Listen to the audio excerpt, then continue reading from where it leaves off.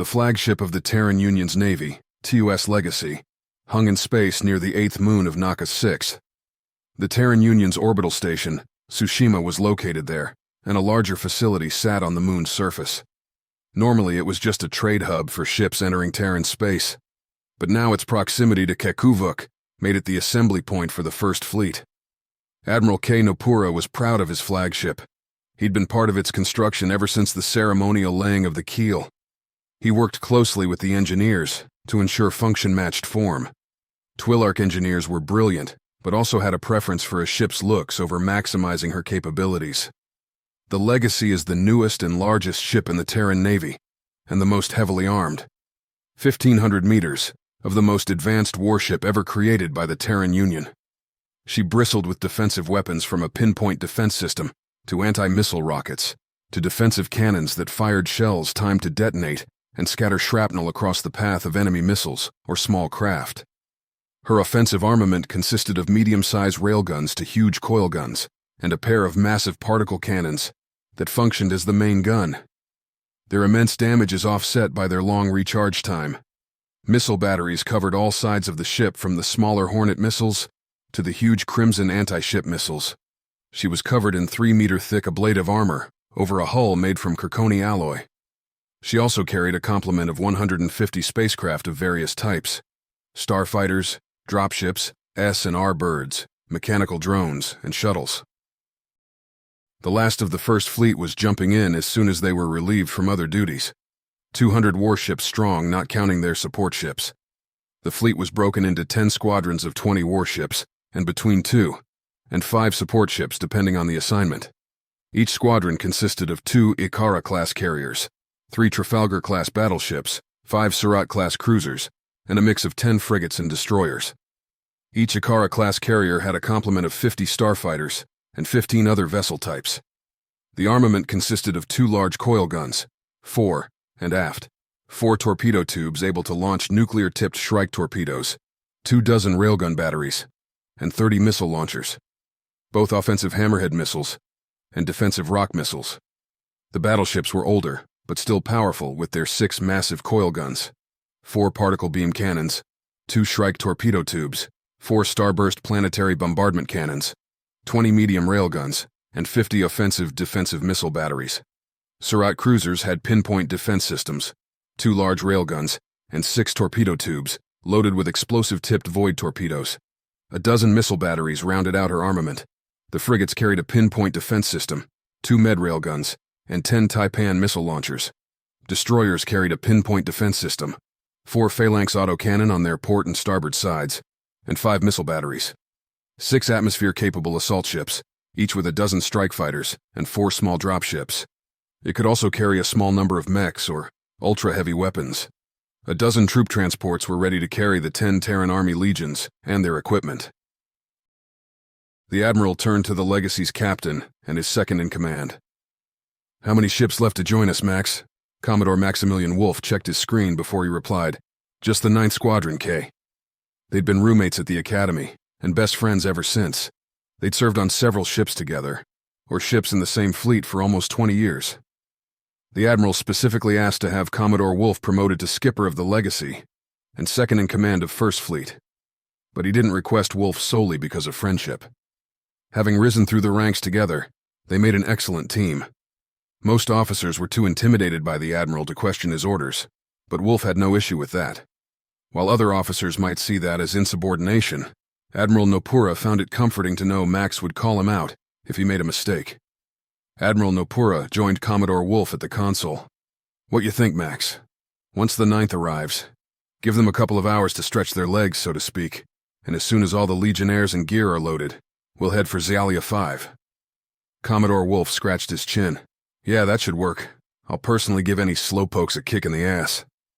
And I'm going to double-check the scout ships are ready for launch the second we hit the rendezvous point on the far side of the sun."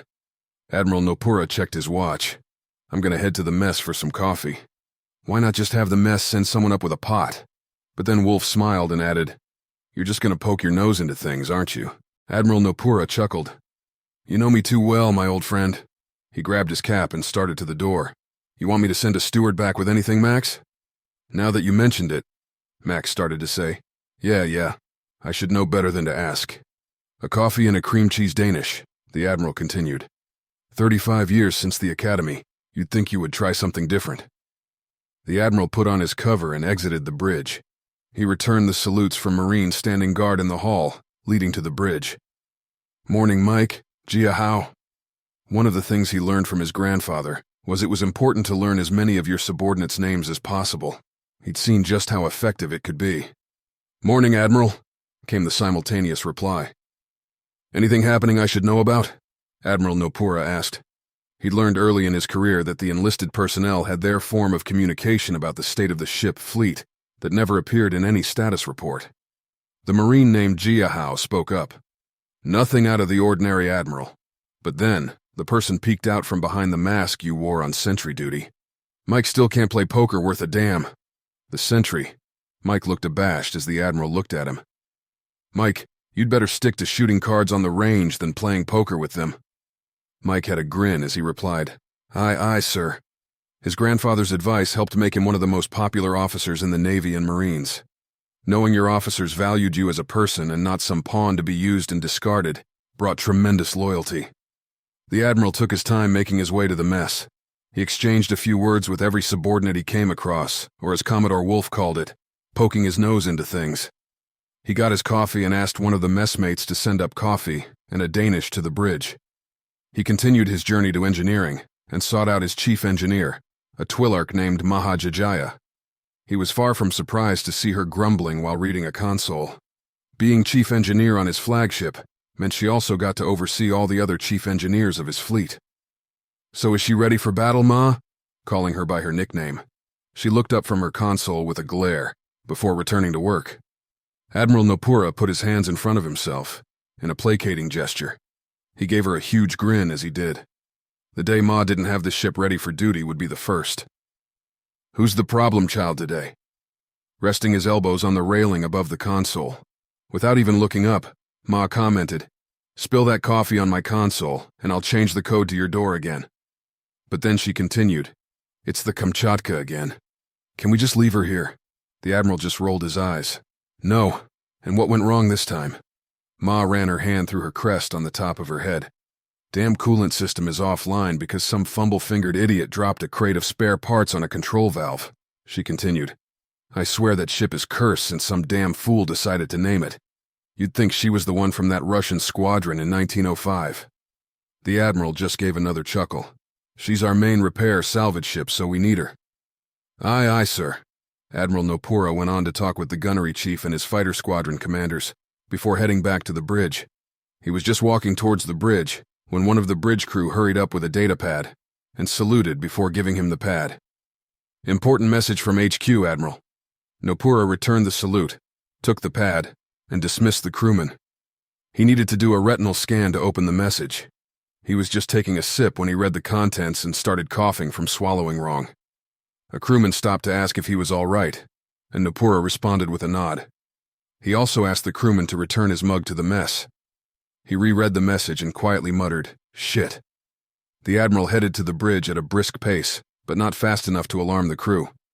He walked onto the bridge and looked for Max. By the look on his face, Max had read it too. Did you get confirmation? Yes, sir, and if this is right, it's not good, was Max's reply. How long until the 9th arrives, Max? Max consulted his consoles before replying. About 4 hours, Admiral. Contact Fleet HQ and ask them to send reinforcements. We're going to need them. Already done, sir. I just told them you ordered them. The Admiral chuckled. Thanks, Max. We shouldn't have trouble getting some. What with the outrage from both military and civilians over the vids. Max followed up. The vids were footage of both the atrocities committed by the Gre'l in the first settlement, and also of what was being called Mackenzie's Last Stand, along with its aftermath. Nearly the entire populace was calling for war. The council was even moving with haste for a change. Admiral Nopura looked thoughtful before checking the pad again. So they landed another 250,000 troops and brought in another 150 warships. Yes, Admiral, and the latest message from Commandant Garcia indicates they are in contact with the enemy, but they don't seem aware of her camp at the moment. Max continued. I don't think they can hold out much longer, being short on supplies and now having to engage the enemy. Admiral Nopura frowned.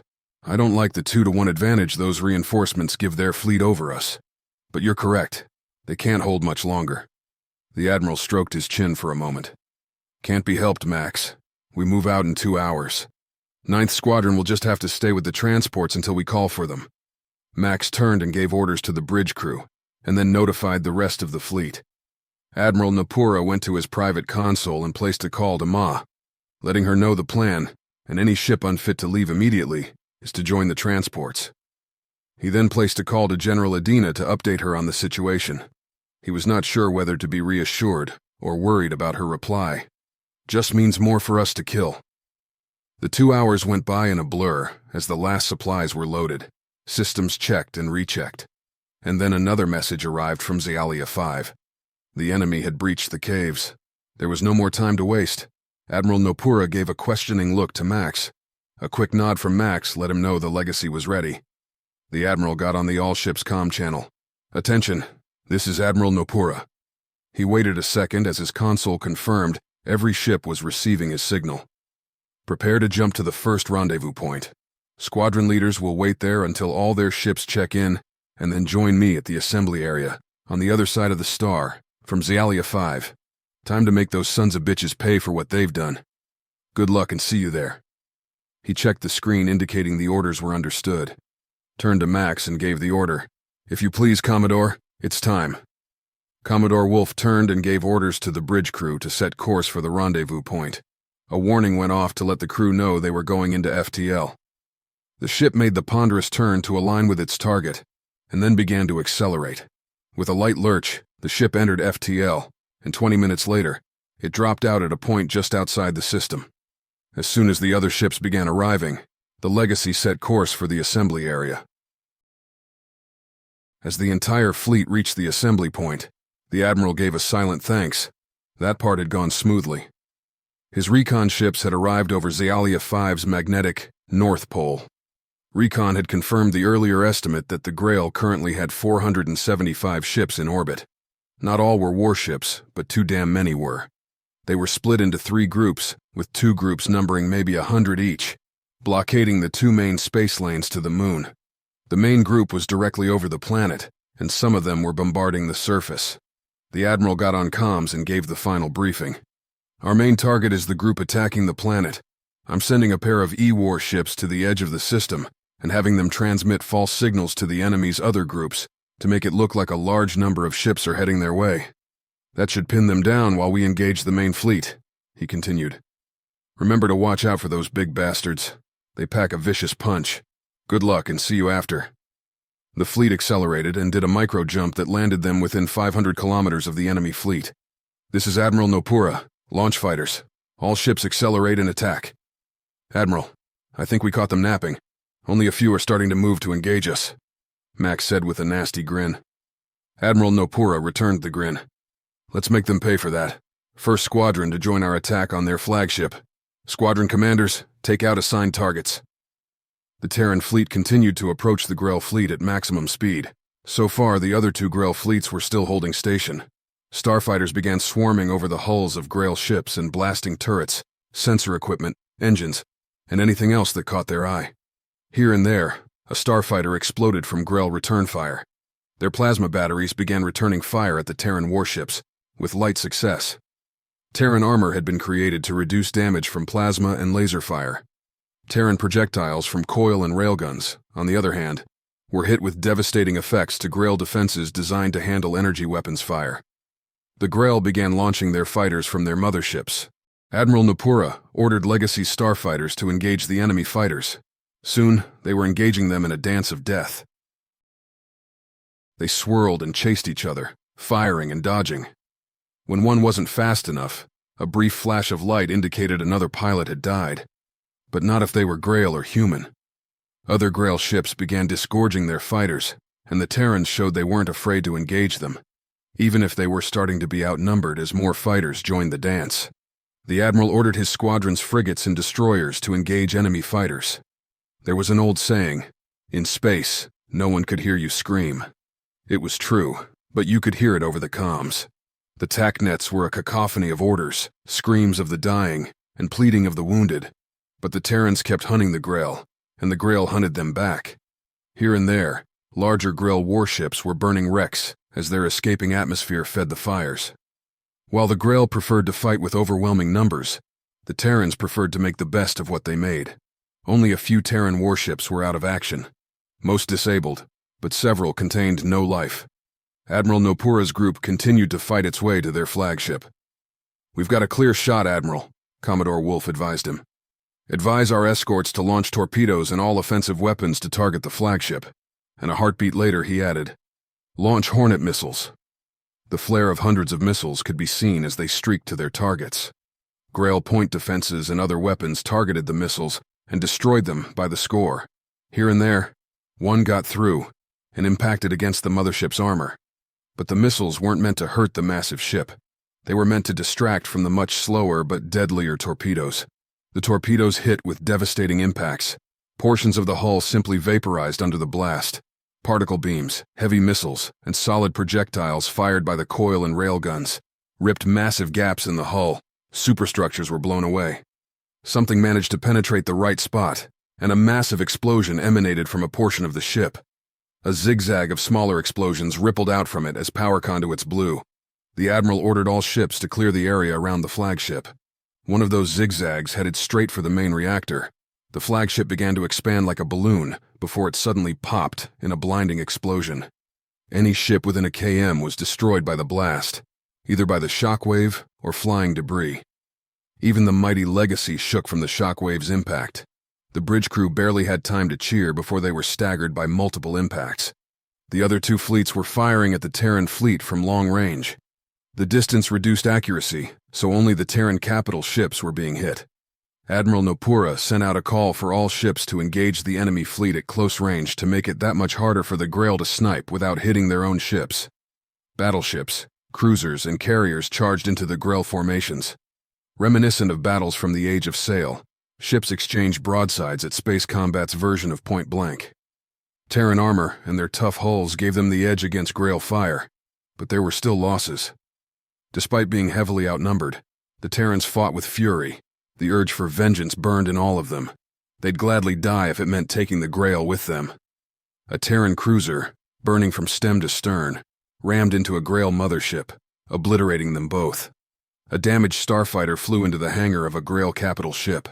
Its explosion knocked out all power, leaving it helpless to Terran guns. Without being told, destroyers and frigates began to surround the Legacy and take some of the fire directed at her. Other destroyers got within 250 meters before unleashing hellish fire into enemy ships. The Gre'l fought back hard and made the Terrans pay a heavy price. Admiral Nopura remembered something his grandfather once told him while taught him chess when he was just a kid. Naval battles can be like chess. Every move executed according to a plan, thinking not just reacting. Admiral Nopura watched his monitors and the view screen. If this was a game of chess, then someone had swept all the pieces to the floor, grabbed the board, broke it over their opponent's head, and was now trying to stab them to death with the king. This was the point where he normally would have withdrawn, but doing that would doom the civilians and the Marines on the surface.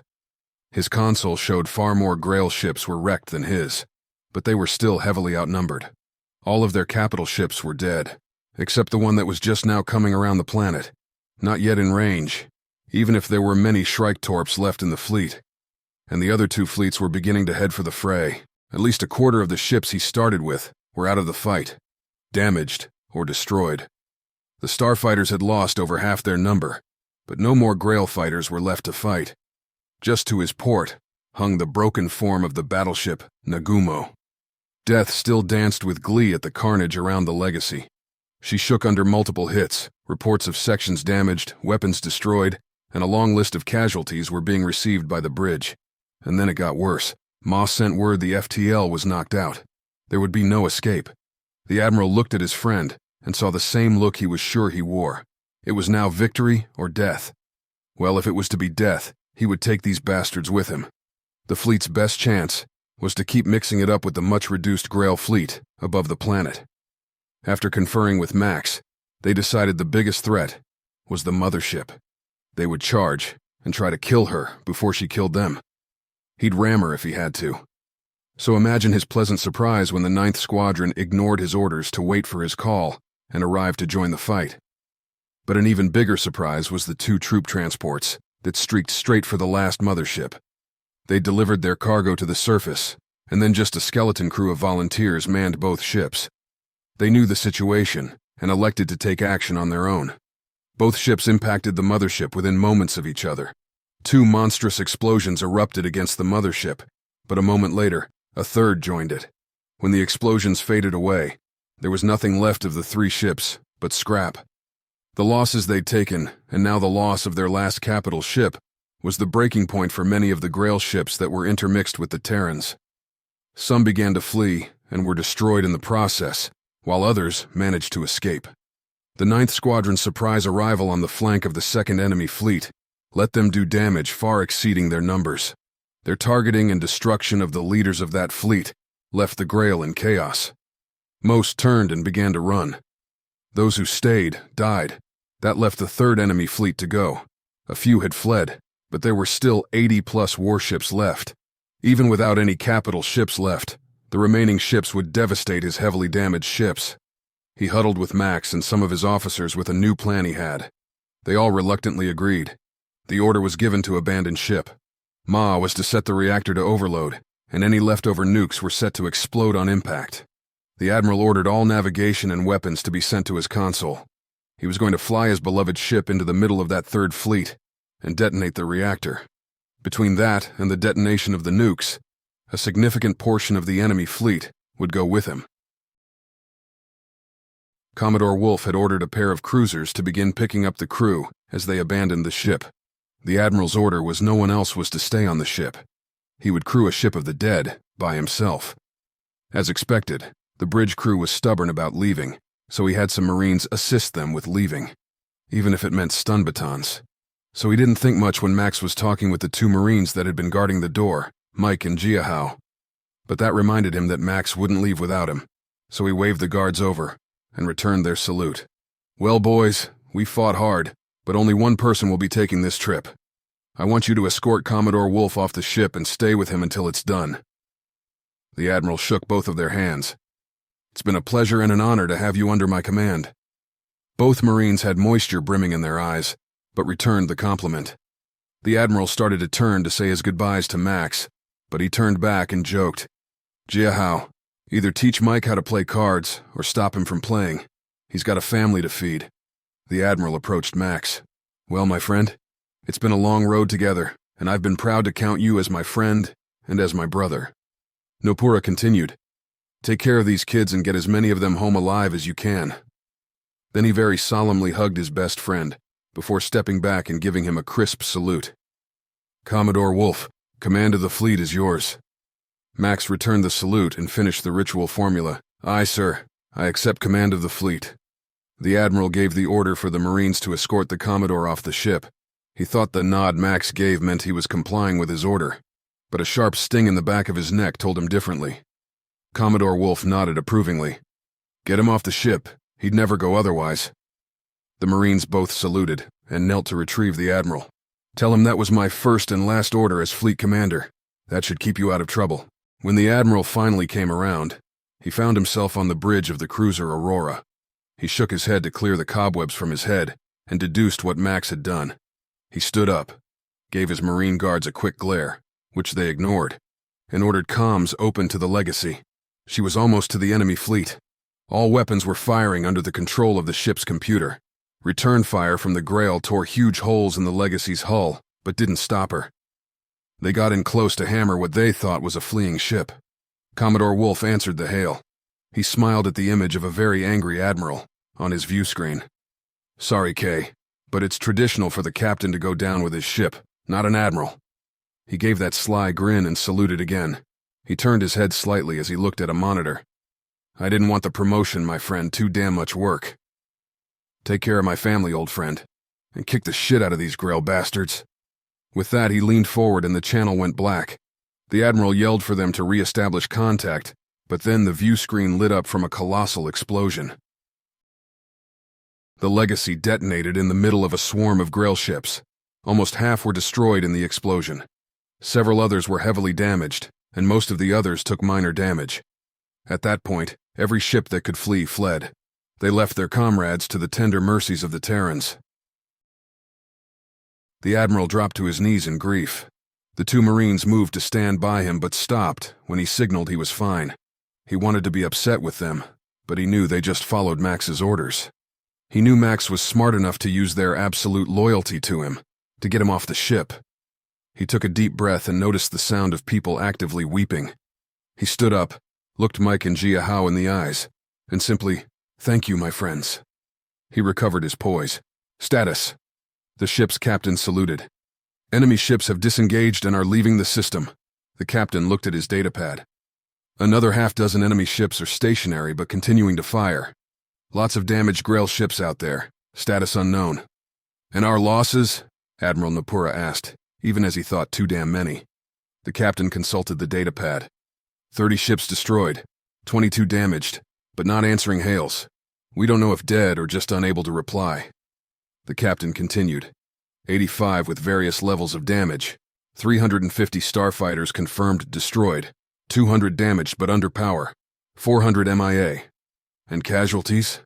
Nopura dreaded the answer, but he needed to know. Confirmed dead. 13,167 wounded. 32,732 MIA. 185,000. Those numbers are being adjusted as we locate survivors. The captain turned to the admiral. "What are your orders, sir?" "Send a message to the surviving Gre'l ships. Cease fire, and we will take prisoners. Take any offensive actions and we will destroy those ships."